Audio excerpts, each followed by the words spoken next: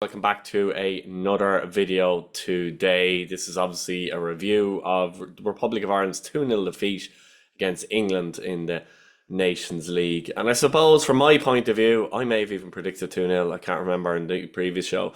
But from my point of view, fully expected this, to be honest with you. I suppose the irony is that Declan Rice and Jack Grealish got the goals for England in the first half. Rice on 11, Grealish 26. And, I think Ireland started the game all right. They played with a bit of intent. You can see the emotional charge in their performance a little bit. But Rice is going 11 minutes. A long ball over the top. I think it was Trent who played it to Gordon. Kelleher does well. He comes out. Narrows the angle, makes a save. And then after that, Ireland are unsure. They don't react in the box at all. And England get it back in, and Rice comes in and finishes as well. Their second goal by Grealish was a very good move. Good one. One-two touch football, really, wasn't it? And some nice 1-2s, literally, I think, as well there. And they had chances after that, England as well. I think they played Ireland off the park, literally, in the first half. Kelleher made some good saves too. And Ireland couldn't really get near them. One stat I seen on Twitter was that Ireland made one tackle. Jason Malumbi made one tackle in the first half, which is... One tackle? Yeah. Only one? Jesus Christ. Yeah, which is very poor. So, yeah, I mean, look, the second half, I think England took their foot off the gas, honest with you, a little bit.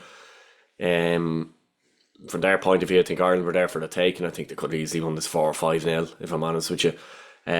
Look, it's Heimer Helgesom's first game in charge. If you look at the team as well that they went with, they actually went with 3 at the back. I said in the starting 11 video that it could well go 3 at the back. I had a feeling starting 11 video that I know Daz came up with a different system, but I had a feeling he got 3 at the back because I don't think we have the players generally to play a flat back 4, the style of players, and etc. etc. And I said in the video that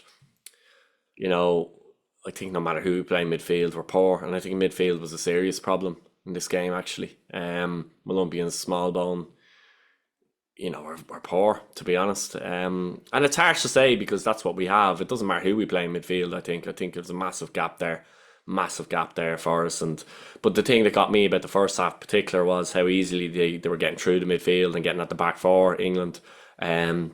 I actually thought I was surprised by his tactical approach, Heimer Helgeson, to be honest with you. I know he's spoken about, obviously it's his first game, etc., etc., and I know he's spoken about, being hard to beat, etc., and a few times he said that. I'm back to that. I thought, though, he would sit in a lot deeper. I thought the midfield would be closer to the centre-backs than they were. He didn't do that. They didn't do that, and I'm a little bit surprised we weren't a little bit deeper, to be honest. The back line maybe could have been a bit deeper. It was quite high at times in that first half, and the midfield just haven't got the capabilities to do that tracking, to get into positions to cover areas and holes. But I thought there'd be more sitting, to be honest, and they weren't. So that surprised me a bit. I thought we were very open. It's the most open I've seen Ireland since the 5-1 defeat overall, off the ball certainly, to Denmark actually. So surprised by that, and this could have been a lot worse, the scoreline, to be honest with you. Billy, what did you think overall? I thought just first half, England just played us off the park. It felt like it wasn't a rival rematch, if you get me. I felt like there was no fight, there's no nothing to it, there's no tackles flying in, there's no hunger to get the ball, just there wasn't that much. And then we did get into good positions at times, and then when we didn't know what to do, I think, and they were just hesitating, and then the chance is golden all of a sudden, then they play it back. That's actually a very good analysis of the game, actually, Billy, to be fair. Yeah, I agree 100%. And England were good, don't get me wrong, they're very good. We know how good of a side they are. But yeah, I don't know. Ireland just seemed well off the pace, to be fair. An interesting comment after the game from Heimer Helgeson was that he said he's still leaning heavily, I should say, on John O'Shea and Paddy McCarthy. That's fine as such, but he says, I'm learning as we go. He says, hopefully I will have more authority when time goes on. That last line I didn't really like, hopefully I will have more authority when time goes on. It shouldn't be hopefully, he should. It's as simple as that. He shouldn't be saying hopefully as if just that's a bit willy-nilly to me, to be honest with you. But look, we don't know ultimately. We've said this before, if this is a great appointment or not. We've bigger problems though than the manager, in my opinion. Overall, I think, we can go delve into that and delve into that as much as we can, and we have done before. But going on to the Greek game, be interesting to see if he changes anything. Greece had a very good win against Finland by 3-0, and it's funny because when we played Greece previously, very recently actually, in Kenny's tenure, the narrative was we should be beating teams like Greece. We're capable of doing it, depending. We can do it, but the idea of rocking up against Greece and just expecting Ireland to win is no way. But weirdly, we've gone the opposite this time, in a sense, which is strange going into the game. And it's kind of like, Greece are good now all of a sudden again.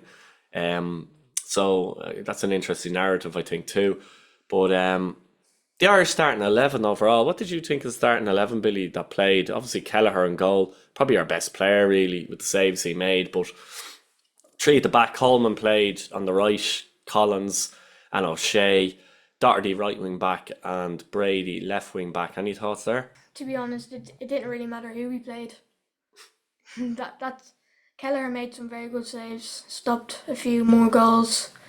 I don't think it really mattered who played, really, because obviously England just have a well better squad, to be honest. I think with a problem, particularly with problems everywhere, as I mentioned, midfield was a massive issue how they got us so easily, but with Coleman on the right, but he was coming out almost to a full back position a lot of the time. Yeah. And Doherty seemed to be not really helping him as a wing back defensively. So there was a major issue there, and it meant they could get at pick holes at times in the back line when they were coming through. So Coleman might be too far on the right, and all of a sudden now Collins and O'Shea are exposed by the midfield being so high up the pitch, and you've got holes everywhere. And England did well at picking them off at times and had some very good moves in the game. And then at other times, Coleman would drift out there a little bit and Gordon would have a go at him, and you're kind of going, where's Doherty? You know what I mean? I think at the start I was actually unsure of the system, because I was kind of going, Coleman's pulling out right a lot. Is he actually a centre back in this game? And Doherty was nowhere to be seen at times. So that was a bit odd, I think. And I don't know. I mean, I'd question Doherty's work right there, if I'm honest with you as well. Midfield, you mentioned as well, to be fair, we had chances in terms of we were getting into good positions. Obviously, Malumpi had a chance earlier on, wasn't an easy chance.